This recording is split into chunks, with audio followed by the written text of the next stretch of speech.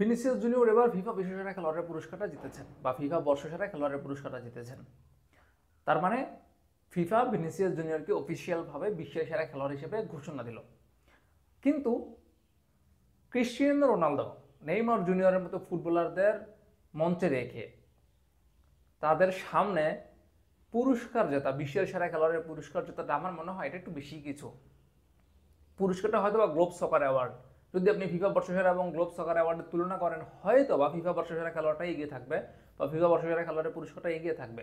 কিন্তু ওই মঞ্চে মানে গ্লোব সকারের মঞ্চে ক্রিশ্চিয়ানো রোনালদো উপস্থিত ছিলেন, রিয়াল মাদ্রিদের বিভিন্ন ফুটবলাররা উপস্থিত ছিলেন, এরপর হচ্ছে নেইমার জুনিয়র সেখানে উপস্থিত ছিলেন, বার্সেলোনার ফুটবলাররা সেখানে উপস্থিত ছিলেন। নেইমার জুনিয়র, বিশেষ করে নেইমার জুনিয়র এবং ক্রিশ্চিয়ানো রোনালদো তারা মঞ্চে উপস্থিত ছিল বা তারা অনুষ্ঠানে উপস্থিত ছিল। তাদের সামনে বিশ্বের সেরা খেলোয়াড়ের পুরস্কারের খেতাবটা গ্রহণ করা ভিনিসিয়াস জুনিয়রের জন্য আমার মনে হয় একটু বেশি স্পেশাল। তার দুই আইডল নেইমার জুনিয়র এবং ক্রিশ্চিয়ানো রোনালদোকে ভিনিসিয়াস জুনিয়র আইডল মানেন এবং সেই দুই আইডলের সামনে ভিনিসিয়াস জুনিয়র বিশ্বের সেরা পুরস্কারটা গ্রহণ করলেন। কি অসাধারণ অনুভূতিটাই না হতে পারে সেখানে। তার মধ্যে আবার ক্রিশ্চিয়ানো রোনালদো প্রকাশ্যেই বললেন যে ভিনিসিয়াস জুনিয়র 2024 ব্যালন ডি'অরের সবচেয়ে বেশি যোগ্য ছিল, তার সঙ্গে অন্যায় করা হয়েছে।